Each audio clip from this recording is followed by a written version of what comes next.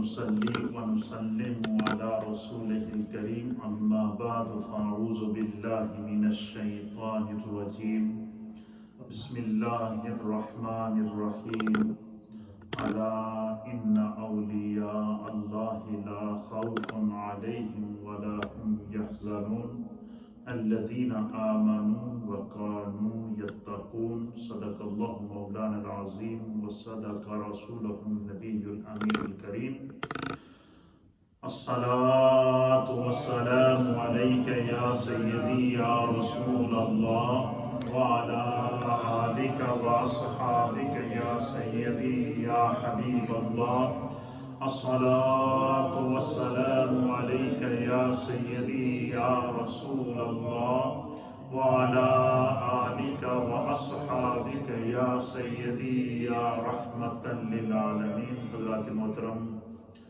آج کی ہماری یہ ہفتہ وار مجلس ذکر و دعا اور درس و تدریس کا خوبصورت سلسلہ جاری و ساری ہے۔ آج کی محفل قدوۃ السالکین، زبدۃ العارفین، سلطان المشائخ، سید السادات حضرت سیدنا علی حجویری المعروف حضور داتا گنج بخش رحمۃ اللہ تعالی علیہ کی بارگاہ میں نذرانہ عقیدت کے طور پر اور ایصال ثواب کی نیت سے پیش خدمت ہے۔ اس کی وجہ یہ ہے کہ اس وقت داتا کی نگری لاہور میں حضور داتا صاحب کے مزار پر انوار پر آپ کا 978واں عرس مبارک جاری و ساری ہے، اور پورے تجھ کو احتشام کے ساتھ جاری و ساری ہے۔ دنیا بھر میں جہاں جہاں بھی اہل ایمان، اولیاء اللہ سے محبت، عقیدت رکھنے والے لوگ موجود ہیں، وہ چاہے دنیا کے کسی بھی کونے میں ہوں، وہ حضور داتا علی حجویری رحمۃ اللہ علیہ کی بارگاہ میں خراج عقیدت پیش کر رہے ہیں۔ ہماری نیو مدینہ مسجد بولٹن میں ہماری یہ جو ہفتہ وار مجلس ہوتی ہے، یہ الحمدللہ کنٹینیو جاری ہے، اور اس مجلس کے دوران جو بھی پاکان امت کے ایام آتے ہیں، چاہے انبیاء اکرام کے ایام ہوں، صحابہ اکرام کے ایام ہوں، ائمہ دین متین اور اولیاء کاملین کے ایام ہوں، وہ جیسے جس مہینے کے اندر وہ نمودار ہوتے ہیں تو ہم ان کی بارگاہ میں خراج عقیدت پیش کرتے ہیں۔ اور یہی ہمارے اسلاف کا طریقہ کار چلا آ رہا ہے، اور یہی طریقہ اہل سنہ و جماعت ہے کہ آپ پاکان امت کو جتنی محبت اور عقیدت رکھیں گے، ہمارا اعتقاد اور ایمان ہے کہ محشر کی گرمی میں اور محشر کے خوبصورت ماحول کے اندر وہ ہمیں اپنے ساتھ لے کر اللہ اور اس کے رسول کی بارگاہ میں حاضر ہوں گے۔ اللہ رب العالمین حضور داتا علی حجویری رحمۃ اللہ تعالی علیہ کے فیوز و برکات سے اور آپ کے روحانی اور فکری تعلیمات سے ہم سب کو حصہ وافر عطا فرمائے۔ علماء اور محدثین نے لکھا ہے کہ جہاں پر اللہ والوں کا ذکر ہوتا ہے، اولیاء اللہ کا تذکرہ ہوتا ہے، اولیاء اللہ کا بیان ہوتا ہے، تو وہاں پر خدا کی رحمت کا نزول ہوتا ہے۔ اللہ کے ایک بہت بڑے ولی کامل، ان کا نام تھا حضرت ابو علی دقاق رحمۃ اللہ تعالی علیہ، بڑے صاحب کشف بزرگ تھے۔ ہر وقت ان کی مجلس لگی ہوتی تھی، اور ہر وقت آپ کی مجلس میں سینکڑوں ہزاروں کے لوگ عقیدت مند موجود ہوتے تھے، اور جیسے ہی لوگ آپ کی مجلس میں آتے تو آپ کچھ نہ کچھ ان کو تعلیم فرماتے تھے، ہدایت فرماتے تھے، درس دیتے تھے۔ تو اس مجلس میں سے کسی شخص نے اٹھ کر حضرت ابو علی دقاق رحمۃ اللہ علیہ سے سوال کیا کہ حضور، ہم تو آپ سے عقیدت رکھتے ہیں، محبت رکھتے ہیں، اور آپ سے ہمارا ایک روحانی تعلق ہے، تو ہم ہر وقت آپ کی مجلس میں آتے ہیں، لیکن اس مجلس میں کچھ لوگ ایسے بھی ہیں کہ جو ویسے دوستی یاری میں اپنے ساتھیوں کے ساتھ چل کر آ گئے، اور ان کی کوئی نیت بھی نہیں تھی محفل میں بیٹھنے کی، لیکن آ گئے ہیں، تو جو بندہ کسی ثواب کی نیت سے یا کسی وجہ سے ویسے ہی آ کر مجلس میں بیٹھ جائے تو کیا اس کو بھی کوئی آپ کی مجلس کا یا اولیاء اللہ کی مجالس کا کوئی فائدہ پہنچتا ہے؟ تو حضرت ابو علی دقاق رحمۃ اللہ علیہ نے فرمایا کہ جڑا ویسے آیا ان 3 فائدے لگتے ہیں۔ کتنے؟ آپ نے فرمایا کہ اولیاء اللہ کی مجلس میں اتنی برکت ہوتی ہے کہ جو بھی بندہ ان کی مجلس میں آ گیا تو سب سے پہلا فائدہ اس کو یہ ہوگا کہ اگر اس کا دل سخت ہے تو خدا نرم کر دے گا۔ کیوں؟ کہ وہ ایسے ماحول کے اندر آ کر بیٹھ گیا ہے جہاں پر خدا کی رحمت کا نزول ہو رہا ہے۔ اور دوسری بات یہ ہے کہ اللہ تعالیٰ اس شخص کو اولیاء اللہ کی محفل میں بیٹھنے، ان کے تذکرے سننے، ان کی تعلیمات کو سن کر اور ان کو اپنے فکر و خیال اور تصور اور تخیل کے اندر اور اپنے دل کے اندر بٹھانے کی جو برکت ملے گی، فرمایا اللہ تعالیٰ اس شخص کو مرنے سے پہلے سچی توبہ کی توفیق عطا فرمائے گا۔ اور تیسرا آپ نے فرمایا کہ اگر وہ شخص ہدایت کی تلاش میں ہوگا تو اللہ تعالیٰ اولیاء اللہ کی مجلس کی برکت سے اس کو ولی کامل، پیر کامل اور رہنما مقتدی عطا فرمائے گا۔ یعنی آپ یہ اندازہ لگائیں کہ صرف ان کی مجلس اور اولیاء کاملین کی مجلس میں بیٹھنے کا اگر یہ فائدہ ہے تو جو لوگ رہتے ہی اولیاء کاملین کی مجالس کے اندر ہیں، ان کی خدمت کے اندر ہیں، ان کی اطاعت کے اندر ہیں، تو ان پر کرم اور فضل کا کیا عالم ہوگا۔ پھر اسی طریقے سے اللہ کے پیارے حبیب لبیب نبی رحمت سید العالمین محمد رسول اللہ صلی اللہ تعالیٰ علیہ وآلہ وسلم نے فرمایا کہ اس جہان میں اللہ تعالیٰ نے قیامت تک کے لیے پورا یہ جو پورا جہان ہے، پوری جو ورلڈ ہے، یہ 4 حصوں میں ڈیوائیڈ ہے۔ ایسٹ ہے، ویسٹ ہے، ساؤتھ ہے، نارتھ ہے۔ ایک تو ایسٹ ویسٹ ساؤتھ اور نارتھ ہر ملک کا اپنا ہوتا ہے، اور ایک ایسٹ ویسٹ ساؤتھ اور نارتھ، مشرق مغرب شمال اور جنوب، یہ ورلڈ کے اپنے ہیں۔ تو اللہ کے حبیب نے فرمایا کہ 40 اللہ کے ایسے غوث، اللہ کے ایسے ولی، اللہ تعالیٰ کے ایسے محبوب بندے یہ قیامت تک کے لیے ہر وقت زمین کے 40 حصوں میں رہتے ہیں۔ اللہ نے اس زمین کو 40 حصوں میں تقسیم، 40 روحانی حصے ہیں زمین کے۔ کتنے؟ ویسے تو زمین کے اوپر اگر دیکھیں تو تقریباً 203 سے زائد کنٹریز کے اندر ہمارا یہ جو ورلڈ کا ڈیوائیڈ ہے۔ ہر ملک کا اپنا قانون، اپنی زبان، اپنی سیاحت، اپنی ثقافت ہے۔ اسی طرح سے ایک روحانی جہان ہے، اس کو 40 حصوں میں تقسیم کیا گیا ہے، اور ہر حصے کو اللہ تعالیٰ کے ایک ولی کی قیادت میں، اس کی حکومت میں اللہ نے دیا ہوا ہے۔ اور نبی علیہ السلام نے فرمایا کہ ان 40 اولیاء کاملین میں سے جب کوئی ایک فوت ہو جاتا ہے تو اللہ اس کی جگہ دوسرا لے آتا ہے، تو قیامت تک یہ زمین اولیاء کاملین سے آباد رہے گی۔ نمبر 1۔ نمبر 2 بات تو علماء اور محدثین نے لکھا ہے کہ یہ جو اولیاء اللہ ہوتے ہیں، اللہ کے ولی ہوتے ہیں، ولی کے لیے ضروری نہیں ہوتا کہ وہ یہ اعلان کرے کہ میں اللہ کا ولی ہوں۔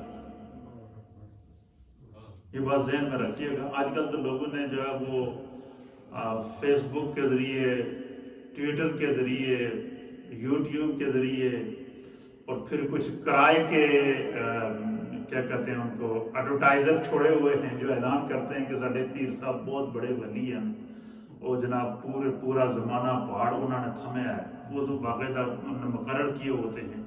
لیکن علماء اور محدثین نے لکھا کہ ولی کے لیے اپنی ولایت کا اعلان کرنا یہ ضروری نہیں ہے، بلکہ ولی کے لیے اپنی ولایت کو چھپانا ضروری ہے۔ کیا ہے؟ ولی جو ہوتا ہے وہ اپنی ولایت کو چھپا کے رکھتا ہے، وہ اتنا عجز اور انکساری کا اظہار کرتا ہے، عبادات اور ریاضات کا اظہار کرتا ہے۔ یہی وجہ ہے کہ آپ دیکھیں کہ جب ہم اولیاء کاملین کو دیکھتے ہیں کہ سرکار غوث اعظم رضی اللہ تعالیٰ عنہ کو جب تمام علوم و فنون سے پڑھ کر فارغ ہو گئے نا، تمام علوم سے فراغت مل گئی، تو حضرت غوث اعظم رضی اللہ تعالیٰ عنہ کہتے ہیں کہ پھر اللہ نے میرے دل میں ڈالا کہ میں اس وقت تک ان علوم کی تبلیغ نہیں کروں گا، اس وقت تک ان علوم کی تعلیم نہیں دوں گا، اس وقت تک ان علوم کو آگے نہیں پھیلاؤں گا جب تک کہ جو کچھ میں نے پڑھا ہے میں خود اس پر عمل نہ کروں۔ پھر آپ کیا ہوتے ہیں، وہاں سے نکلے بغداد سے، جنگلوں میں چلے گئے، ویرانوں میں چلے گئے، غاروں میں چلے گئے، 25 سال تک آپ نے زمانے کی سیاحت کی، 25 سال تک آپ نے خلوتوں میں عبادت کی، ریاضت کی، مجاہدے کیے، چلے کیے، اپنے رب کی ایسی ایسی جگہ عبادت کی کہ جہاں پر صرف یا تو رب دیکھتا تھا یا حضرت غوث اعظم خود موجود تھے۔ تو پھر اللہ تعالیٰ نے وہ جو آپ کی ولایت کو ظاہر کیا، تو آپ مجھے بتائیں، ہم یہاں انگلینڈ میں بیٹھے ہوئے ہیں تذکرہ غوث اعظم کا کر رہے ہیں، ہم انگلینڈ میں بیٹھے ہوئے ہیں تذکرہ داتا علی حجویری کا کر رہے ہیں، کوئی دنیا کے کسی کونے میں بیٹھا ہوا ہے، ہر ایک جانتا ہے ان کو وجہ کیا ہے۔ فرمایا ولی جتنا اپنی ولایت کو چھپائے گا اللہ اس کی ولایت کو اتنا ظاہر کر دے گا، اور فرمایا جب خدا کی طرف سے اس کی ولایت کو ظاہر کیا جاتا ہے، اللہ کی طرف سے اس کی ولایت کا اعلان ہوتا ہے، اور وہ اعلان جبریل کے ذریعے اللہ رب العالمین کرواتا ہے، تو نبی علیہ السلام نے فرمایا تو پھر کائنات کا ہر شخص، شجر و حجر، زمین و زمان، باہر و بر، حیوانات و جمادات، حشور و طیور، ہر وہ شے جس کے اوپر مخلوق کا اطلاق ہوتا ہے وہ پہچانتا ہے کہ یہ خدا کا ولی ہے۔ اور اس کی پہچان کیا؟ حضور نے فرمایا اذا رؤوا ذکر اللہ، جب تم اس کے چہرے کو دیکھو گے تو تمہیں خدا یاد آئے۔ اللہ کے ان کامل اولیاء کاملین میں سے ایک نام النامی اسم گرامی حضور داتا علی حجویری رحمت اللہ تعالی علیہ کا ہے۔ حضرت داتا علی حجویری رحمت اللہ تعالی علیہ، آپ کا تعلق افغانستان کا ایک صوبہ ہے، شہر ہے غزنی۔ کیا کون سا ہے؟ غزنی میں آپ پیدا ہوئے، غزنی کے آپ رہنے والے تھے، غزنی میں آپ نے پرورش پائی، ابتدائی تعلیم وہاں سے حاصل کی، پھر سلوک کی منزلیں طے کرتے ہوئے اپنے پیر و مرشد کی بارگاہ میں پہنچے، پھر وہاں سے سلوک کی منزلیں طے کی، اور جب تمام سلوک کی منزلیں طے کر چکے تو آپ کو نبی پاک کی بارگاہ سے آپ کے مرشد کے ذریعے یہ ڈیوٹی لگی ہے کہ علی حجویری تم نے غزنی سے سفر کرنا ہے اور تمہاری ڈیوٹی لاہور کے اندر ہے۔ اب دیکھیں، آپ میں یا کوئی اور اس کو کوئی کہے کہ تیری ڈیوٹی فلاں ملک کے اندر ہے تو ہم طرح طرح کی باتیں سوچیں گے، ہمارے بچے ہیں، کاروبار ہیں، زمینیں ہیں، خاندان ہے، سب کچھ ہے، ہم وہاں سے کہاں جائیں گے؟ لیکن نہیں، لبیک کہہ کے نکل پڑے۔ اسی طریقے سے حضرت خواجہ معین الدین چشتی اجمیری رحمۃ اللہ علیہ جب اپنے پیر و مرشد حضرت خواجہ عثمان حروانی رضی اللہ تعالیٰ عنہ کے پاس 20 سال تک آپ کی خدمت کی، اور تمام سلوک کی منزلیں طے کرنے کے بعد آپ کے پیر و مرشد نے ان سے کہا کہ اب تو ساری منزلیں طے کر چکا ہے، اب تو جا زمانے کو فیض بانٹ۔ تو آپ نے عرض کیا کہ میری خواہش ہے کہ میں آپ کے ساتھ حج کروں اور آپ مجھے روضہ رسول پر لے جائیں اور مجھے نبی پاک کے حوالے کریں، اور نبی پاک کی بارگاہ سے مجھے حکم ملے کہ میں کدھر جاؤں۔ آپ کو ساتھ لے کر گئے، بارگاہ مصطفی سے حکم ملا کہ معین الدین تم نے کہاں جانا ہے؟ اجمیر جانا ہے۔ کہتے میں نے زندگی میں پہلی دفعہ اجمیر کا نام سنا تھا۔ کہتے میں نے عرض کیا کہ یا رسول اللہ جب نبی پاک کا دیدار ہوا تو حکم ہوا خواب کے اندر کہ تم نے اجمیر جانا ہے۔ آپ فرماتے ہیں کہ میں پریشان ہو گیا، اجمیر کدھر ہے؟ تو کہتے ہیں کہ بس میں نے آج یوں آنکھیں بند کرنی تھی، اللہ نے تمام اجمیر پورے ہندوستان کو مجھے دکھا دیا۔ اسی طریقے سے حضرت داتا علی حجویری کو آپ کے پیر و مرشد نے حضرت آپ کو حکم دیا کہ آپ نے جو ہے وہ لاہور جانا ہے۔ تو سب سے پہلی بات یہ یاد رکھیں کہ حضرت داتا علی حجویری رحمۃ اللہ علیہ کی جو پیدائش ہے سیر لکھی ہے یہ سن 400 ہجری، کتنی؟ اور اس وقت جو ہے یہ جو سن ہے یہ ہے 1442 ہجری، کتنا؟ اس کا مطلب کیا ہوا کہ آج سے 1042 years ago، 1042 years before حضرت داتا علی حجویری رحمت اللہ علیہ کی ولادت، یعنی 1000 سال پہلے، کتنا؟ 1042 سال پہلے آپ کی پیدائش کہاں پر ہوئی؟ غزنی میں۔ مجھے بتائیں، ہمیں یار اپنے کوئی زیادہ سے زیادہ پوچھے آپ کے والد کا کیا نام ہے، آپ بتائیں گے، دادا کا کیا نام ہے، آپ بتائیں گے۔ کوئی بہت زیادہ تیر مارے تو اس سے پوچھو گے کہ تمہارے پردادا کا کیا نام ہے، تو وہ شاید کسی نے اس کو بتایا ہو، اس سے آگے ہم نہیں جاتے۔ لیکن دادا علی حجویری رحمۃ اللہ علیہ پیدا کہاں ہوئے؟ غزنی میں، اور آپ حسنی سے سعادات میں سے ہیں۔ کون سے سعادات میں سے؟ امام عالی مقام حضرت سیدنا امام حسن مجتبیٰ کی اولاد ہیں، اور 9 واسطوں کے بعد حضرت داتا علی حجویری کا سلسلہ نسب جا کر جناب امام علی مقام امام حسن سے، اور 10 واسطوں کے بعد آپ کا سلسلہ نسب جا کے مولا کائنات جناب حیدر کرار رضی اللہ تعالیٰ عنہ سے ملتا ہے۔ اسی طریقے سے آپ کی والدہ کی جانب سے آپ کا سلسلہ نسب جا کر امام علی مقام امام حسین سے ملتا ہے۔ اس طریقے سے حضرت داتا علی حجویری نسبی اعتبار سے، خاندانی اعتبار سے، خونی اعتبار سے آپ کو حسنی اور حسینی سید کہتے ہیں۔ ماں کی طرف سے حسینی سید ہیں اور باپ کی طرف سے حسنی سید ہیں، اور اللہ تعالیٰ نے حضرت مولا کائنات کے اس شہزادے کا نام، حضرت مولا کائنات کے اس عظیم شہزادے حضرت امام علی مقام امام حسن مجتبیٰ کے اس شہزادے کی ڈیوٹی، اور امام علی مقام امام حسن مجتبیٰ کے اس شہزادے کو اللہ تعالیٰ نے ملک پاکستان عطا کیا۔ تو مولا کائنات کی اولاد جو سرکار غوث اعظم رضی اللہ تعالیٰ عنہ بغداد کے اندر ہیں، اسی طریقے سے جو وہ کائنات عالم کے اندر جو سعادات اکرام، چاہے وہ حسنی سعادات ہوں یا حسینی سعادات ہوں، جہاں جہاں بھی پھیلے ہوئے ہیں، ان کو مختلف علاقے عطا کیے گئے ہیں۔ تو اللہ کے حبیب کی بارگاہ سے، مولا کائنات کی بارگاہ سے، رسول کریم کی بارگاہ سے پاکستان کو اللہ تعالیٰ نے، ملک پاکستان کو داتا علی حجویری کا، اس کا روحانی مقتدا بادشاہ اور روحانی حاکم مقرر کیا۔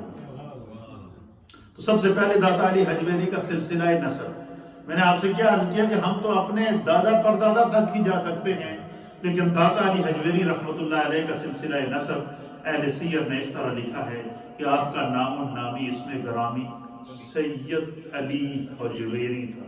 حجویری آپ کو اس لیے کہتے ہیں کہ آپ غزنی کے علاقے حجویر سے رہنے والے تھے، تاکہ اس نسبت سے آپ کو یاد رکھا جائے۔ تو آپ کا نام علی تھا، آپ کے والد کا نام سید عثمان تھا، ان کے والد کا نام سید علی تھا، ان کے والد کا نام سید عبد الرحمن تھا، ان کے والد کا نام سید شجاع تھا، ان کے والد کا نام سید ابو الحسن علی تھا، ان کے والد کا نام سید حسین اصغر تھا، ان کے والد کا نام سید زاہد شہید تھا، ان کے والد کا نام حضرت امام علی مقام امام حسن مجتبیٰ تھا، اور ان کے والد کا نام مولا کائنات جناب حیدر کرار علی اور مرتضیٰ کرم اللہ وجہہ الکریم۔ تو اس طرح 9 واسطوں کے بعد حضرت سیدنا علی حجویری رضی اللہ تعالیٰ عنہ کا سلسلہ نسب مولا کائنات تک اور امام حسن مجتبیٰ تک پہنچ جاتا ہے۔ یہ اللہ تعالیٰ نے حضرت داتا علی حجویری رحمۃ اللہ تعالیٰ علیہ پر کرم کیا۔ جس دور میں داتا صاحب کی ولادت باسعادت ہوئی، یہ جو دور تھا نا، یہ سرکار غوث اعظم رضی اللہ تعالیٰ عنہ کا جو دور ہے نا، وہ بھی 465 ہجری 400 ہجری کا دور ہے۔ کیا ہے؟ تو غوث اعظم رضی اللہ تعالیٰ عنہ کا دور اور داتا صاحب کا دور اور حضرت جنید بغدادی رحمت رضی اللہ تعالیٰ عنہ کا دور، جو کائنات حضرت بایزید بستامی رحمت اللہ تعالیٰ علیہ کا دور، یہ جو کائنات کے جو اکابر اولیاء ہیں، تمام سلاسل اربع کے جو بڑے اولیاء کاملین ہیں، اس دور کے معاصرین میں، اس دور کے ہم اصل لوگوں میں داتا صاحب کا شمار ہوتا ہے۔ یعنی جس دور میں آپ کی ولادت ہوئی وہ وقت کے ائمہ کا دور تھا، جس دور میں آپ کی ولادت ہوئی وقت کے اولیاء کا دور تھا، جس دور میں آپ کی ولادت ہوئی حضرت داتا علی حجویری رحمۃ اللہ علیہ کے بارے میں مشہور ہے کہ اللہ تعالیٰ نے آپ کو مادرزاد ولی اللہ بنایا۔ کیوں؟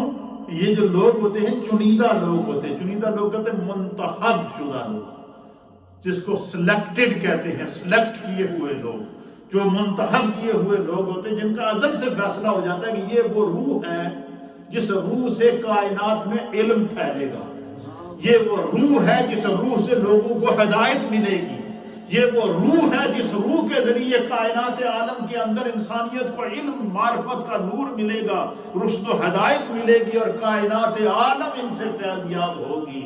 اور پھر ان روحوں سے اللہ نے کیا کام لیا؟ خواجہ معین الدین چشتی اجمیری ہندوستان کے بت کدے میں جب ڈیرا لگاتے ہیں تو پھر جب ان کی میت وہاں سے اٹھتی ہے تو اس وقت تک 90 لاکھ کو کلمہ پڑھا چکے ہوتے ہیں۔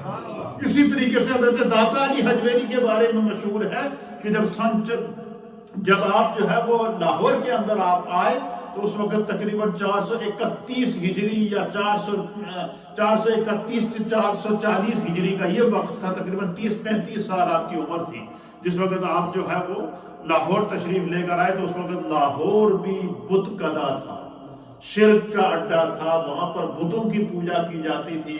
تو داتا علی حجویری نے جب لاہور کے اندر ڈیرا لگایا تو آج لاہور کو لوگ داتا کی نگری سے پہچانتے ہیں، پاکستان کو لوگ داتا کا ملک کہتے ہیں۔ اور پھر حضرت خواجہ معین الدین چشتی اجمیری رضی اللہ تعالیٰ عنہ کو جب بارگاہ مصطفیٰ سے اجمیر کے لیے ڈیوٹی لگتی ہے تو آپ فرماتے ہیں کہ میں نے تو اجمیر کا نام پہلی دفعہ سنا تھا، لیکن جب میرے آقا نے مجھے اجمیر دکھایا تو میں نے اس راستے کو دیکھا جس راستے سے سفر کر کے میں نے اجمیر جانا تھا۔ تو کہتے میں اس راستے پہ چلا تو میں نے اس راستے میں ایک جگہ دیکھی جو مرکز انوار و تجلیات تھا، آسمان سے نور برستا تھا، آسمان سے نور کی شعائیں نکلتی تھی اور اس مرکز کے اوپر آ کر جب 4 دھانگیں عالم کے اندر پھیل جاتی تھی۔ آپ فرماتے ہیں کہ وہ مرکز، وہ نور کا مرکز، وہ آسمان سے برستے ہوئے نور کو میں نے دیکھا تھا، اور میرے ذہن میں تھا کہ میں اجمیر جاتے ہوئے اس مرکز نور جہاں پر نور کی برسات مجھے مدینہ طیبہ سے دکھائی گئی ہے، میں جہاں سے ہوتا ہوا جاؤں گا۔ وہ کہتے ہیں کہ سفر کرتے کرتے کرتے جب میں اس مقام پر پہنچا جو بارگاہ مصطفی سے مجھے دکھایا گیا تو وہ مقام کوئی اور نہیں تھا، وہ داتا علی حجویری کا مزار پر انوار تھا۔ آپ داتا کے قدموں میں آپ نے 40 دن چلا کیا حضرت خواجہ صاحب نے۔ کتنے دن؟ 40 دن حضرت داتا علی حجویری کے قدموں میں جب چلا کیا حضرت خواجہ معین الدین چشتی اجمیری نے تو اللہ تعالیٰ نے پھر داتا علی حجویری رحمت اللہ تعالیٰ علیہ کو داتا کا مقام، حضرت خواجہ معین الدین چشتی اجمیری کو داتا کا مقام دکھایا۔ کہتے ہیں کہ جب اللہ نے میرے سامنے سے حجابات ہٹائے اور مجھے جب داتا کی بارگاہ سے فیض براہ راست ملا، اور جب داتا علی حجویری کا مقام اور مرتبہ دیکھا تو جب چلے سے باہر آئے تو اٹھ کر پہلا جو اعلان کیا، جو منظر خواجہ معین الدین چشتی اجمیری نے کہتے ہیں کہ مدینے سے چلتے ہوئے جس نور کو دیکھا تھا اس جگہ پر پہنچا تو داتا کے قدم تھے، جب وہاں پہنچا تو پھر داتا کی بارگاہ میں حاضری دی اور 40 دن جب چلا کیا تو پھر یہ اعلان کیا کہ گنج بخش فیض عالم مظہر نور خدا ناقصاں را پیر کامل کاملاں را رہنما۔ اللہ، یہ اعلان کیا، یعنی یہ ایک ولی اللہ، ایک ولی کے مقام، اس مقام کو بیان کر رہا ہے۔ کہتے ہیں گنج بخش فیض عالم، کہتے ہیں کہ یہ جو جس جگہ پہ میں موجود ہوں یہ روحاں، گنج کہتے ہیں فارسی کے اندر خزانے کو، کس کو کہتے ہیں؟ چھپے ہوئے خزانے کو گنج کہتے ہیں۔ کہتے ہیں گنج بخش فیض عالم، میں جس جگہ موجود ہوں یہیں پر روحانیت کے خزانے بھی میں نے دیکھے ہیں، روح علم کے خزانے بھی میں نے دیکھے ہیں، نور کے خزانے بھی میں نے دیکھے ہیں، اور یہاں سے نکلتا ہوا جو نور ہے فیض عالم، یہ تمام جہانوں میں پھیلا ہوا فیض ہے۔ یہ فیض یہاں سے نکلنے والا فیض مشرق میں بھی جا رہا ہے، مغرب میں بھی جا رہا ہے۔ اور پھر کہتے ہیں کہ داتا کا مقام کیا ہے؟ کہتے ہیں ناقصاں را پیر کامل، جو شخص جو ہے وہ ناقص ہو، گناہگار ہو، جو ہے وہ کسی پیر کی، مرشد کی ہدایت کی تلاش میں ہو، ناقصاں را پیر کامل، فرمایا ہر بے بس کے لیے، ہر بے کس کے لیے، ہر ضرورت مند کے لیے، ہر گناہگار کے لیے داتا کی ذات کیا ہے؟ وہ پیر کامل ہے۔ اور جو لوگ خود کامل پیر ہیں، خود ولی اللہ ہے، کاملاں را رہنما، ولیوں کے رہنما بھی داتا ہے۔ ولیوں کے رہنما بھی داتا ہیں، اس کا آپ اعلان کرتے ہوئے وہاں سے نکلے تو آج حضرت خواجہ معین الدین چشتی اجمیری کی وہ گواہی داتا علی حجویری رضی اللہ تعالیٰ عنہ کے مزار پر انوار پر ان کی وہ ربائی آج بھی لکھی ہوئی ہے. جب بندہ اس مزار پر جاتا ہے تو سب سے پہلے اس پر نظر پڑتی ہے. اسی طریقے سے حضرت شاہ نقشبند رحمت اللہ تعالیٰ علیہ جب حضرت غوث پاک رضی اللہ تعالیٰ عنہ کے مزار پہ پہنچے اور سرکار غوث پاک کے قدموں میں حاضری دی، اور اللہ نے جب جو ہے وہ حضرت شاہ نقشبند کو غوث اعظم کا مقام دیکھا تو آپ نے وہاں پر فرمایا کہ آپ فرماتے ہیں کہ شہنشاہ ہر دو عالم شاہ عبد القادر است. شہنشاہ ہر دو عالم شاہ عبد القادر است، سرور اولاد آدم شاہ عبد القادر است. یہ شعر جس طرح خواجہ معین الدین چشتی اجمیری نے حضرت داتا صاحب کے بارے میں کہا، اسی طرح حضرت شاہ نقشبند نے جب غوث اعظم کے بارے میں یہ ربائی کہی تو حضرت شاہ نقشبند کی یہ ربائی غوث اعظم کے مزار کے دروازے کے اوپر لکھی ہوئی. یہ اولیاء اللہ کی اولیاء کے لیے گواہی ہوتی ہے. بعض اولیاء کاملین وہ ہوتے ہیں کہ جن کو خدا خود ہی ان کا مقام دکھا دیتا ہے، جیسے غوث پاک رضی اللہ تعالیٰ عنہ نے جہاں وہ کہتے ہیں کہ جب آسمان کی طرف دیکھتا ہوں تو نظر من در لوح محفوظ است، اور زمین کے اوپر دیکھتا ہوں تو پورے روئے زمین کو اپنی ہاتھ کی ہتھیلی پر اس طرح دیکھتا ہوں جیسے رائی کا دانہ ہے. سرکار حضرت داتا علی حجویری رضی اللہ تعالیٰ عنہ 400 ہجری میں آپ کی پیدائش ہوئی. 430 ہجری کے اندر یا اس کے اراؤنڈ جو ہے وہ آپ اپنے پیر و مرشد کے حکم سے جو ہے وہ لاہور تشریف لے کر آئے، اور اس دور کے اندر جو آپ کے اساتذہ تھے جنہوں نے آپ نے ابتدائی تعلیم حاصل کی، ان کے بارے میں لکھا ہے کہ آپ کے اساتذہ میں سے حضرت ابو العباس احمد بن محمد اشقانی رحمت اللہ علیہ، حضرت ابو القاسم علی بن عبداللہ گرگانی رحمت اللہ تعالیٰ علیہ، حضرت ابو العباس احمد بن محمد قصاب عاملی رحمت اللہ تعالیٰ علیہ، حضرت عبداللہ بن علی واسطانی بستانی رحمت اللہ تعالیٰ علیہ، حضرت ابو سعید فضل اللہ بن محمد معینی رحمت اللہ تعالیٰ علیہ، اور حضرت ابو احمد مظفر بن احمد رحمت اللہ تعالیٰ علیہ، اور حضرت ابو القاسم عبد الکریم بن حوازن کو شاعری رحمہ اللہ تعالیٰ علیہ. یہ اس وقت کے ائمہ تھے، اس وقت کے اولیاء تھے جن سے داتا صاحب نے علم حاصل کیا. آپ کے اساتذہ کے نام بھی محفوظ ہیں، آپ کے مرشدوں کے نام بھی محفوظ ہیں، آپ کے خاندان کے نام بھی محفوظ ہیں. کیوں؟ کہ داتا خود فنا فی اللہ اور فنا فی الرسول ہو گئے تھے، اور اللہ تعالیٰ نے ان کی ہر عمل کو باقی رکھا. آج 1000 سال سے زیادہ عرصہ گزرنے کے بعد بھی آج بھی داتا کی نگری آباد ہے. کیوں آباد ہے؟ کہ اللہ کا فیصلہ ہے کہ فَاذْكُرُونِي أَذْكُرْكُمْ، تم میرا ذکر کرو میں تمہارا ذکر کروں گا. انہوں نے خلوتوں میں خدا کا ذکر کیا، جلوتوں میں خدا کا ذکر کیا، تنہائیوں میں خدا کا ذکر کیا، غاروں میں خدا کا ذکر کیا، سفروں میں خدا کا ذکر کیا، مشاہدات کے اندر خدا کا ذکر کیا، جمالیات کے اندر خدا کا ذکر کیا، زمین و زمان کے اندر خدا کا ذکر کیا. اللہ تعالیٰ نے قیامت تک کے لیے ان کے ذکر کو بلند کر دیا، اور جس کے ذکر کو خدا بلند کر دے تو وہ پھر کیا ہوتا ہے. آج دیکھیں 1042 سال گزرنے کے بعد ہم یہاں یورپ میں بیٹھ کر، UK میں بیٹھ کے داتا کا تذکرہ کر رہے ہیں، کوئی امریکہ میں بیٹھ کے داتا کا تذکرہ کر رہا ہے، کوئی پاکستان میں انڈیا میں بیٹھ کر داتا کا تذکرہ کر رہا ہے. وجہ کیا ہے؟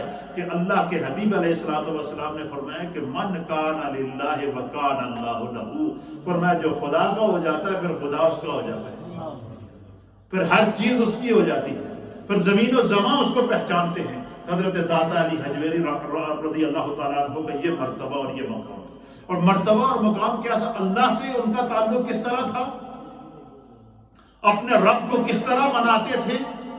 کہ جب داتا علی حجویری غزنی سے، آپ کے پیر و مرشد نے غزنی سے آپ کو حکم دیا افغانستان سے کہ آپ نے ادھر نہیں رہنا ہے، علی کا بیٹا، والدین وہاں پر، دادا وہاں پر، پردادا وہاں پر، اور پوری نسل وہاں پر آباد. لیکن ان کو ان کے پیر و مرشد حکم دے رہے ہیں، کیا کہہ رہے ہیں کہ علی حجویری تم نے لاہور جانا ہے. کہاں جانا ہے؟ کہتے ہیں کہ میں چل پڑا. سفر کرتے رہے 1 ماہ 2 ماہ 3 ماہ یا اس سے زائد دن رات کی مسافت طے کر کے لاہور پہنچے. جب لاہور پہنچے تو پھر اللہ تعالیٰ نے جو ہے وہ وہاں پر آپ سے، آپ کے وجود سے جو کام لیا ہے، تو علماء اور محدثین نے لکھا ہے کہ حضرت داتا صاحب رحمۃ اللہ تعالیٰ علیہ جوان عمری کے اندر، اس لیے لکھتے ہیں کہ جوان عمری میں ہی علوم ظاہری اور باطنی سے فارغ ہو چکے تھے، کیونکہ اللہ نے وہ مادرزاد ولی اللہ تھے، اللہ نے ان کی حفاظت کا ذمہ لے لیا تھا، اس لیے ان کی زندگی کے ایک ایک لمحے کے اوپر خدا بند قدوس کے کرم اور اس کی رحمت کی پہرے داری تھی۔ جوانی کے اندر علوم سے فارغ ہو گئے، اور جوانی کے اوپر علوم سے فارغ ہونے کے بعد، اور وہ جو دور تھا نا سلطان محمود غزنوی کا دور تھا، کس کا دور تھا؟ سن 421 ہجری جو ہے وہ سلطان محمود غزنوی کا دور تھا۔ تو اس کی موجودگی میں حضرت داتا علی حجویری رحمت اللہ تعالی علیہ کا ایک ہندی اور فلسفی سے مناظرہ ہو۔ اس دور کے اندر جو ہے وہ ایک فلسفی تھا، اور وہ اللہ کے وجود کا انکار کرتا تھا، طرح طرح کی بات کرتا تھا۔ سلطان محمود غزنوی جو اس دور کا بادشاہ تھا، وہ بھی اس دور کا بہت بڑا عالم تھا، وہ بھی اس سے تنگ آ چکا تھا۔ اس نے کہا کون ہے اس کے ساتھ مناظرہ کرے گا؟ تو اس وقت داتا صاحب کی عمر اہل سیر نے لکھا کہ 25 سال کے قریب تھی۔ کتنی؟ 25 سال کے قریب ایک فلسفی کے ساتھ جب مناظرہ کیا، تو اس مناظرے کے اندر خود بادشاہ وقت سلطان محمود غزنوی موجود تھا، اور آپ داتا صاحب کے سامنے آتے ہی انہوں نے جب پہلے ہی ولایت کی نظر ڈالی نا، اس کا فلسفہ، اس کی باس، اس کا مباحثہ، اس کا تکبر، اس کا غرور۔ آج کل بھی لوگ جو ہے نا وہ مختلف قسم کے اولیاء کاملین کی، اللہ والوں کی گستاخیاں کرتے ہیں، تو یہ بات یاد رکھیں، کوئی اللہ والے کی گستاخی کرے تو کوشش کیا کرے کہ اس سے جان چھڑا دیں، اور اللہ سے معافی مانگے کہ خدایا اس کی بدبختی سے ہمیں محفوظ رکھنا۔ اس کی وجہ کیا ہے؟ حضرت مولانا روم رحمۃ اللہ تعالیٰ علیہ آپ فرماتے ہیں کہ جب کسی شخص کی بدبختی آتی ہے، کیا ہوتی ہے؟ کسی شخص کی بدبختی آتی ہے تو آپ فرماتے ہیں کہ اس کا منہ پاکان امت کے خلاف کھل جاتا ہے۔ وہ اولیاء اللہ کی، علماء کی، ائمہ کی اور وقت کے اہل علم کی وہ گستاخیاں کرتا ہے، ان کی اس کی زبان کھل جاتی ہے۔ کبھی وہ صحابہ کی گستاخی کرتا ہے، کبھی وہ اہل بیت کی گستاخی کرتا ہے، کبھی وہ اولیاء اللہ کی گستاخی کرتا ہے، کبھی وہ ائمہ دین متین کی گستاخی کرتا ہے۔ مجھے بتائیں آج کے دور میں کتنے فتنوں سے ہم گزر رہے ہیں؟ یعنی میں حیران ہوں کہ اتنی بڑی کوئی جسارت کر سکتا ہے کہ نبی کے صحابہ پر کوئی بھونکے، اتنی بڑی بھی جسارت کر سکتا ہے کہ اہل بیت اطہار کے اوپر کوئی بھونکے، اور اتنی بڑی جسارت کر سکتا ہے کہ وہ لوگ جب پاکان امت ہیں، جن کا انتخاب خدا کی جانب سے اور اس کے مصطفیٰ کی جانب سے جن کا انتخاب ہوا ہے، ان کے اوپر لوگ جو وہ باتیں کسنا شروع کر دیں، یہ ان کی بدبختی ہے، کیونکہ وہ اللہ کی رحمت سے محروم ہو چکے ہوتے ہیں۔ تو آپ فرماتے ہیں کہ اس دور میں آپ نے اس کو لاجواب کر دیا تھا، اور سلطان محمود غزنوی کے زندگی کے وہ آخری سال تھے، اور جو ہے وہ اس وقت سلطان محمود غزنوی نے جو ہے وہ آپ کو خوش ہو کر دعا دی تھی کہ خدا بند قدوس میرے ملک میں ایسے نوجوان اور پیدا کرے۔ اللہ اکبر۔ تو اسی طریقے سے حضرت داتا علی حجویری رحمۃ اللہ تعالی علیہ نے پھر یہ جو اولیاء اللہ ہوتے ہیں نا، یہ ہوتے ہیں، ان کو کہتے ہیں مشاہداتی دنیا کے شاہ سوار۔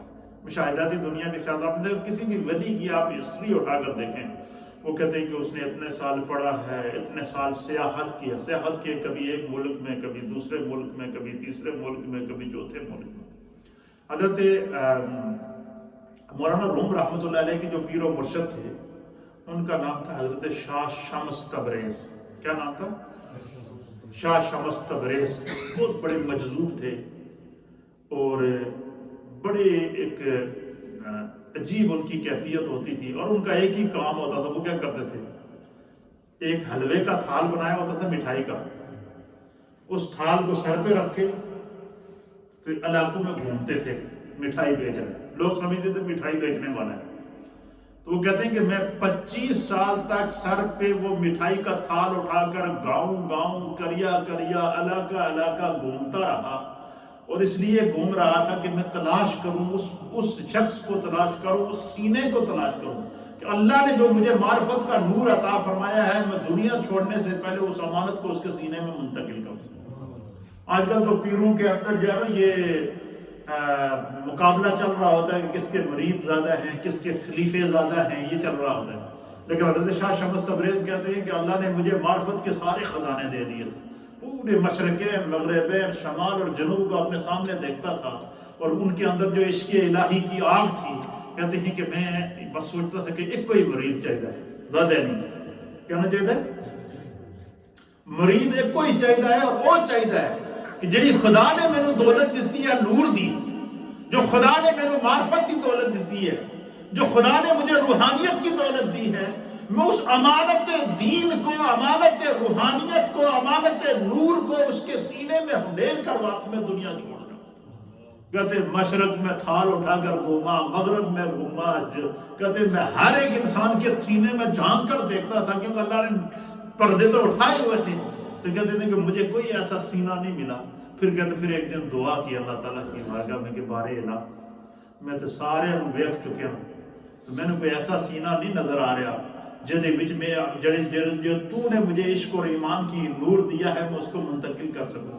اے اللہ، میں آپ یہ جو اب تیری بارگاہ میں پیش کرتا ہوں، اب تو میرے لیے اس بندے کا انتخاب کر، تو کر میرے لیے اس بندے۔ کہتے ہیں بس اتنا بات کہنی تھی، دعا کی، آنکھیں بند تھی، کہتے غیب سے آواز آئی، عاطف غیبی نے آواز دی اور کہا کہ شمس تبریز، تھوڑا مقصد مل جائے گا، جس بندے نو تو تلاش کرتا ہے وہ مل جائے گا، او دے واسطے تو روم جانا پڑے گا۔ کہاں جانا پڑے گا؟ اس وقت شاہ شمس تبریز کہاں پہ تھے؟ ایران کے اندر۔ کہاں تھے؟ ایران کے اندر۔ کہتے ہیں کہ میری آواز ہے کہ تمہیں تمہارا مقصود مل جائے گا، لیکن تمہیں اس کے لیے روم جانا پڑے گا۔ تھال اتھے ہی رکھا، چل پہ روم کی طرف۔ کئی مہینوں کا سفر طے کر کے جب روم پہنچے تو آگے مولانا روم رحمۃ اللہ علیہ بیٹھے صاحب شاگردوں کو پڑھا رہے تھے۔ کیا کر رہے تھے؟ پڑھا رہے تھے۔ ان کے سامنے ایک پانی کا تالاب تھا، اور جا کر وہاں کھڑے ہو گئے، اور مجذوب انسان، بال بڑے ہوئے، داڑھی بڑی ہوئی، کپڑے عجیب و غریب لگے ہوئے، اور بالکل اللہ کے ذکر میں مست اور الست کھڑے ہو گئے۔ تو مولانا روم رحمۃ اللہ علیہ نے پڑھاتے ہوئے دیکھا، سامنے شاگردوں نے سوچا کوئی مجذوب ہے، پاگل ہے، کوئی دیوانہ ہے، تو وہ اس کی طرف دیکھ کے وہ اپنے پڑھائی میں مصروف ہو گئے۔ تو قریب گئے تو جا کر مولانا روم کو کہنے لگے جی یہ آپ کیا کر رہے ہیں؟ کیا کہا ہم سے؟ یہ کیا کر رہے ہو جی؟ مولوی صاحب کی کر رہے ہو؟ یہ کیا چیز ہے؟ تو مولانا روم رحمۃ اللہ علیہ نے اس کو دیکھا کہ مجذوب ہے، فقیر ہے، کوئی دیوانہ ہے۔ انہوں نے کہا یہ وہ چیز ہے جڑی تو نہیں جانتا۔ کیا انہوں نے کہا کہ بابا یہ وہ چیز ہے جڑی تو نہیں جانتا۔ انہوں نے اچھا، آگے بڑھے۔ مولانا روم کے سامنے جو کتاب رکھی ہوئی تھی نا، اچھا اس دور میں کتابیں کمپیوٹرائز نہیں ہوتی تھی، ہاتھوں کی لکھی سیاہی کی ہوتی تھی۔ وہ کتاب مولانا روم کے سامنے سے اٹھائی، حضرت شاہ شمس تبریز نے اٹھا کر سامنے تالاب تھا اس کے اندر پھینک دی۔ اب سارے شاگرد جتنے بیٹھے تھے آگ کو گولا ہو گئے، یہ کیا کر دیا آپ نے، یہ کیا کر دیا آپ نے جو حدیث شریف کی کتاب کو اٹھا کر پانی میں ڈال دیا۔ آپ نے کہا پانی، آپ نے اس تالاب میں ہاتھ ڈالا، ہاتھ ڈال کے پھر وہ کتاب پانی سے باہر نکالی، باہر نکال کے ایسے جڑا تو سے دھول نکل رہی تھی۔ اس کتاب سے کیا نکل رہی تھی؟ دھول نکل رہی تھی۔ وہ بالکل اسی طرح خشک تھی، سوکھی تھی، اور کوئی حرف اس کا مٹا ہوا نہیں تھا، کوئی ورق گیلا نہیں تھا۔ تو مولانا روم رحمۃ اللہ علیہ نے ان کی طرف دیکھا، بولا یہ کیا ہے؟ فرمایا یہ وہ ہے جو تو نہیں جانتا۔ بس اتنی بات کہی، چل پڑے۔ بس اتنی بات کہہ کے آنکھوں سے آنکھیں ملائی، چل پڑے۔ بس وہ ادھر چلتے گئے، مولانا روم نے کتاب وہی چھوڑی، شاگرد وہی چھوڑے، مدرسہ وہی چھوڑا، آگے آگے شاہ شمس تبریز جا رہے، پیچھے پیچھے مولانا روم جا رہے۔ چلتے رہے، چلتے رہے، چلتے رہے، چلتے رہے، چلتے رہے۔ کئی میل جا کر پھر شاہ شمس تبریز نے پیچھے دیکھا، انہوں نے کہا تو کہتے سے تو نہیں جانتا، کیوں آیا ہے؟ بس پھر ان کو بڑھایا، بلا کے سینے سے لگایا۔ بس جو اللہ کی طرف سے انوار کا فیض تھا وہ ایک لمحے میں منتقل کر دیا۔ پھر مولانا روم رحمۃ اللہ علیہ نے جو پھر مثنوی شریف لکھی، جو اشعار لکھے، پھر دیوان شمس تبریز کو مرتب کیا، پھر جو ہے وہ ہزاروں اشعار، اور ہر شعر کے اندر ایک داستان ہے، ہر شعر کے اندر کائنات کے حجابات ہیں، ہر شعر کے اندر کائنات کا نقشہ کھینچ کر بتا دیا۔ یہ جو اولیاء اللہ ہوتے ہیں نا، یہ مشاہداتی دنیا کے شاہ سوار ہوتے ہیں۔ یہ جب اللہ تعالیٰ ان کو پوری کائنات کا نظارہ کراتا ہے، پوری کائنات میں اللہ کے قدرتوں کو دیکھتے ہیں، تو پھر کیا کرتے ہیں؟ ان کو لکھ لیتے ہیں وہ یادداشت۔ اسی طریقے سے غوث پاک رضی اللہ تعالیٰ عنہ نے، آپ کے دروس مشہور ہیں، وہ آج بھی انسانیت کے لیے رہنمائی کر رہے ہیں۔ غوث پاک کے دروس وہ دروس ہیں کہ جو آپ کو اللہ تعالیٰ نے مشاہدات کرائے اور آپ نے ان کو محفوظ کر لیا۔ اسی طریقے سے داتا صاحب کو اللہ تعالیٰ نے جتنے مشاہدات کرائے، آپ نے ان کو جو مختلف کتب کے اندر تو لکھا ہی تھا، لیکن آپ نے پوری کائنات کے لیے، انسانیت کی رہنمائی کے لیے ایک کتاب مرتب کر دی جس کا نام رکھا کشف المحجوب۔ کیا نام رکھا؟ کشف المحجوب۔ اللہ اکبر۔ محجوب کہتے ہیں حجاب کے پردے کو، کیا کہتے ہیں؟ پردے کو ہٹانے کے بعد جو نور نظر آتا ہے، کہتے ہیں کہ کشف المحجوب، پردے کو کھولنا۔ پردے کو کھولنا، وہ پردہ کیا ہے؟ جہالت کا پردہ ہے۔ وہ پردہ کیا ہے؟ جو ہے وہ لا علمی کا پردہ ہے۔ وہ پردہ کیا ہے؟ بے عملی کا پردہ ہے۔ وہ پردہ کیا ہے؟ گناہ کا پردہ ہے۔ وہ پردہ کیا ہے؟ رائے ہدایت سے بھٹکنے کا پردہ ہے۔ آپ نے کشف المحجوب شریف کو لکھا، اور جب آپ کی اس کتاب کو حضرت خواجہ نظام الدین اولیاء محبوب الہی رحمت اللہ تعالیٰ علیہ نے پڑھا، تو پڑھنے کے بعد آپ کہتے ہیں کہ جس کا دنیا میں کوئی مرشد نہ ہو اور وہ چاہے کہ مجھے مرشد ملے، تو وہ کشف المحجوب کو پڑھ لے۔ کشف المحجوب اس کے لیے مرشد کا کام ہے۔ یہ ہیں اولیاء اللہ کے افکار۔ ان کے افکار بھی زندہ ہیں، ان کے اذکار بھی زندہ ہیں، ان کے مجاہدے بھی زندہ ہیں، ان کی عبادات بھی زندہ ہیں، ان کے افعال و کردار بھی زندہ ہے۔ اس لیے کہ ولی کبھی مرتا ہی نہیں ہے۔ اللہ تعالیٰ ولی کو جس طرح ولی دنیا کے اندر فیض بانٹتا ہے، وہ پس مزار جا کر اللہ اس کے فیض کو دگنا کر دیتا ہے۔ اور آج 1042 سال گزرنے کے بعد آج ہر جگہ داتا داتا نظر آ رہا ہے۔ داتا علی حجویری نظر آ رہے ہیں، وہ سرکار داتا علی حجویری رضی اللہ تعالیٰ عنہ، یہ وہ عظیم شخصیات ہیں۔ پھر آپ فرماتے ہیں کہ میں تمام جہان کی سیاحت کے اوپر نکلا کہ دیکھوں، اللہ کا حکم ہے کہ سیروا فی الارض، زمین کی سیر کرو، تو میں دیکھوں تو صحیح کیا ہوتا۔ کہتے ہیں کہ میں گھومتے سفر کرتے حضرت سیدنا بلال رضی اللہ تعالیٰ عنہ کی قبر پر پہنچ گیا۔ حضرت داتا علی حجویری کیا کہتے ہیں؟ میں حضرت بلال رضی اللہ، آخری بات آپ کہتے ہیں کہ میں حضرت بلال رضی اللہ تعالیٰ عنہ کی قبر پر پہنچا، تو جب مجھے پتہ چلا کہ یہ حضرت بلال کی قبر ہے، تو میں حضرت بلال کے قدموں میں بیٹھ گیا۔ کیا کہتے ہیں؟ داتا صاحب کہتے ہیں کہ میں حضرت بلال کے، اچھا مجھے بتائیں، آج کے دور میں یار جہاز موجود ہیں، گاڑیاں موجود ہیں، سفری سہولتیں موجود ہیں، لیکن یہ سارے سفر پیدل طے کرتے تھے، کتنی مشقتیں ہوتی تھیں۔ حضرت بلال کا مزار کہاں پر ہے؟ لاہور کہاں پر ہے؟ حضرت بلال کا مزار کہاں پر ہے؟ غزنی کہاں پر ہے؟ آپ مجھے بتائیں کہ وہ کہتے ہیں کہ سفر کرتے کرتے حضرت بلال کے مزار پہ پہنچا، پتہ چلا یہ مؤذن رسول حضرت بلال، عاشق رسول حضرت بلال کا مزار ہے، تو کہتے ہیں کہ میں حضرت بلال کے قدموں میں بیٹھ گیا۔ کہتے ہیں قدموں میں بیٹھا تھا تو میری آنکھیں بند ہو گئی۔ حضرت داتا صاحب خود بیان کرتے ہیں، کشف المحجوب میں لکھا ہے، کہتے ہیں کہ میری آنکھیں بند ہو گئی حضرت بلال کے مزار کے اوپر۔ جب وہ کہتے بس آنکھیں بند ہونی تھی، تو میں نے ایک بڑا عجیب منظر دیکھا۔ میں نے دیکھا سرکار دو عالم، شفیع معظم، صاحب جنت و کوثر، سید العالمین محمد الرسول اللہ صلی اللہ تعالیٰ علیہ وسلم کا دیدار ہوا۔ اور حضور کا جب دیدار ہوا، کہتے ہیں وقت بیدار ہو گئے، بلال کے قدموں میں پہنچے، حضور نے اپنا دیدار کرا دیا۔ کتنا اولیاء، کہتے ہیں اولیاء کے مزارات پہ کیا ملتا ہے؟ حضرت داتا کہتے ہیں کہ میں نے اتنے مجاہدے کیے، میں جو دن رات 24 گھنٹے تک مجاہدے کرتا رہا، میرے سامنے سے حجاب نہیں اٹھا، اور میں سرکار کی خواب میں زیارت نہ کر سکا، لیکن جیسے ہی حضرت بلال کے قدموں میں پہنچا، آپ کے مزار پر پہنچا، سرکار نے اپنا دیدار عطا کر دیا۔ حضور نے اپنے دیدار سے کیا کیا؟ مجھے شادکام کیا۔ حضرت بلال کہتے ہیں کہ میں نے دیکھا کہ سرکار دو عالم صلی اللہ علیہ وسلم، حضرت بلال کے سرکار موجود ہیں، حضرت بلال وہاں آپ کے ساتھ کھڑے ہیں، اور حضور علیہ السلام نے ایک چھوٹا سا بچہ، کیا بچہ اٹھایا ہوا ہے، لیکن وہ عجیب و غریب بچہ ہے۔ حضرت داتا صاحب کہتے ہیں وہ بچہ ایسا ہے کہ اس کی سفید داڑھی ہے، خوبصورت چہرہ ہے، سفید دستار اس نے باندھی ہوئی ہے، خوبصورت لباس ہے، لیکن ہے بچہ، اور سرکار نے اس طرح اس کو اٹھایا ہوا ہے۔ حضرت داتا علی حجویری کہتے ہیں کہ میں نے عرض کیا کہ یا رسول اللہ، میرے ماں باپ آپ پر قربان ہو جائیں، یہ خوش قسمت شخص کون ہے کہ جو آپ نے جس کو اٹھایا ہوا ہے؟ تو کہتے ہیں کہ حضور نبینا علیہ السلام نے مجھ سے فرمایا کہ اے علی حجویری، تمہیں پتہ نہیں یہ کون ہے؟ فرمایا یہ تمہارے امام اعظم ابو حنیفہ ہیں۔ کیا فرمایا؟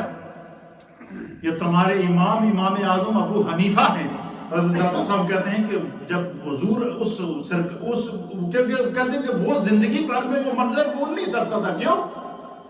کہ وہاں سرکار کا دیدار بھی ہو رہا ہے، اور سرکار کا دیدار جا کے حضرت بلال کے قدموں میں آپ کو نصیب ہوا۔ پھر کہتے ہیں کہ سرکار کا دیدار بھی ہو رہا ہے، اس منظر کو میں کبھی نہیں بھول سکتا۔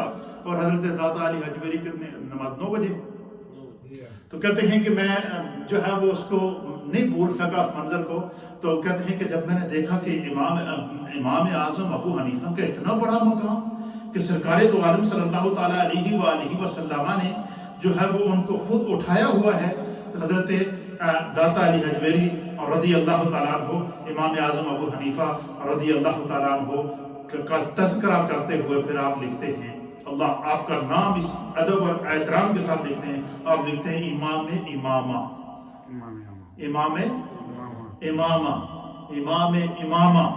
اور پھر امام اعظم ابو حنیفہ کی جو ہے وہ بہت سارے القابات آپ لکھنے کے بعد پھر آپ کا نام لکھتے ہیں۔ تو فقہی اعتبار سے حضرت داتا علی حجویری کے امام حضرت امام اعظم ابو حنیفہ تھے۔ اور داتا صاحب کہتے ہیں کہ مجھے سرکار نے دیدار میں امام اعظم ابو حنیفہ کا دیدار بھی کرایا، اپنا دیدار بھی کرایا، ابو حنیفہ رضی اللہ تعالیٰ عنہ کا دیدار بھی کرایا، اور وہیں پر حضرت بلال کا دیدار بھی ہوا۔ یہ ہے ان کا مقام۔ پھر آخری بات کہ جب شوکت آپ لاہور میں آئے تو لاہور میں پہنچے تو وہ بالکل بت قدا بنا ہوا تھا، تو لاہور میں آپ نے سب سے پہلے نبی پاک کی سنت کو ادا کرتے ہوئے، جس طرح حضور مکہ سے ہجرت کر کے مدینہ پہنچے تو سرکار نے سب سے پہلے مسجد نبوی کی تعمیر کی۔ تو حضرت داتا صاحب نے سب سے پہلے وہ لاہور پہنچ کر کیا مسجد بنائی، جو ابھی داتا صاحب کے مزار کے سامنے جو مسجد ہے، اس مسجد کی بنیاد رکھی، اس مسجد کی سگے بنیاد رکھا، نمازیں شروع کی، لوگ آنا شروع ہوئے۔ تو اس وقت کے جو علماء تھے، ائمہ تھے، انہوں نے حضرت داتا صاحب کی بارگاہ میں اعتراض کیا کہ حضور یہ جو آپ نے مسجد تو بنائی ہے لیکن اس کی سمت قبلہ درست نہیں ہے۔ کیا فرمایا؟ سمت قبلہ درست نہیں ہے، تو قبلہ ٹیڑھا ہے۔ اچھا، وہ داتا صاحب نے یہ نہیں کہا کہ تم بڑے جاہل ہو، بڑے جانتے ہو، میں اللہ کا بہت بڑا ولی ہوں اور میں زیادہ جانتا ہوں یا تم جانتے ہو۔ تو آپ نے فرمایا کہ اچھا، آپ نے ایسا کیا کہ آپ نے ایک دن جتنے لاہور کے اندر، گرد نواح کے اندر، جو اس وقت تو پاکستان نہیں تھا بلکہ ایک پورا ہند کہلاتا تھا، متحدہ ہند کہلاتا، آپ نے اس وقت کے جتنے علماء ائمہ تھے ان سب کی دعوت کی، ان سب کو بلایا، زور کا وقت تھا۔ آپ نے کہا کہ آج سب لوگ آؤ، کھانا میرے پاس کھائیں گے، کھانا اکٹھے کھائیں گے، اس کے بعد بیٹھ کے ڈسکس کر لیتے ہیں، تو جو آپ لوگ رہنمائی کریں گے اس کے مطابق ہم قبلے کی سمت کو درست کر لیں گے۔ آپ کی دعوت پر سب بڑے بڑے ائمہ، اس وقت کے ائمہ آ گئے، علماء آ گئے، محدثین آ گئے، شیوخ الحدیث آ گئے، ائمہ وقت آ گئے، اور جن کی تعداد بعض روایات کے مطابق ہزاروں میں تھی۔ آپ نے دسترخوان بچایا، بچانے کے بعد آپ نے فرمایا کہ ایسا کرتے ہیں کہ پہلے نماز پڑھ لیتے، زور کا نماز ٹائم ہے تو پہلے نماز پڑھ لیتے ہیں، تو نماز کے بعد پھر ڈسکشن کرتے ہیں، اور اس کے بعد پھر کھانا کھا کے میں آپ لوگوں کو اجازت دے دوں گا۔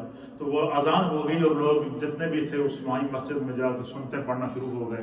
داتا صاحب مسلح پر نہیں آئے، داتا صاحب مسلح پر اس وقت آئے جب اقامت شروع ہوئی۔ کیا ہوئی؟ اقامت شروع ہوئی تو آپ اپنے حجرے سے نکلے اور سیدھا آ کر مسلح پر بیٹھے، اور جب وہ مکبر نے کہا نا کہ حی علی الصلاۃ حی علی قد قامت الصلاۃ قد قامت الصلاۃ، سارے علماء ائمہ پیچھے کھڑے ہوئے، علماء کہتے ہیں کہ ہم نے بڑا عجیب و غریب منظر دیکھا. داتا صاحب کا مسلح پہ آنا تھا. ہم نے دیکھا مسجد کے آگے سے سارے حجابات ہٹ گئے. ہم لاہور میں بیٹھے ہوئے تھے اور ہمارے سامنے خانہ کعبہ کا طواف. خانہ کعبہ ہمارے سامنے تھا, لوگ اس کا طواف کر رہے تھے. ہم نے لاہور میں بیٹھ کر کعبے کی زیارت کی. کہ جیسے ہی لوگوں نے یہ دیکھا تو لوگ وہیں پہ جتنے تھے قدموں میں بیٹھ کے حضور آپ کا جو فیصلہ ہے وہ درست ہے. تو یہ وہ ہیں اولیاء اللہ کے جن کے سامنے سے خدا بند قدوس حجابات ہٹا دیتا ہے. تو داتا کی کرامات میں سے ایک کرامت یہ بھی ہے کہ حضرت داتا علی حجویری نے لاہور میں بیٹھ کر اہل لاہور کو وہ خانہ کعبہ دکھایا اور کعبے کا طواف ہوتے ہوئے دکھایا. حضرت داتا علی حجویری کی کرامات یہ ہیں کہ آپ کو نبی پاک کی خواب میں زیارت ہوئی اور نبی پاک کی بارگاہ سے امام اعظم ابو حنیفہ رضی اللہ تعالیٰ عنہ کے دیدار سے آپ شادکام ہوئے. یہ ہیں وہ اولیاء اللہ جنہوں نے جو ہے اتنی محنتوں مشقتوں کے ساتھ ہم تک دین پہنچایا ہے. کتنی پیاری وہ لمحات ہیں. اللہ تعالیٰ ہمیں دین سمجھنے کی توفیق عطا فرمائے.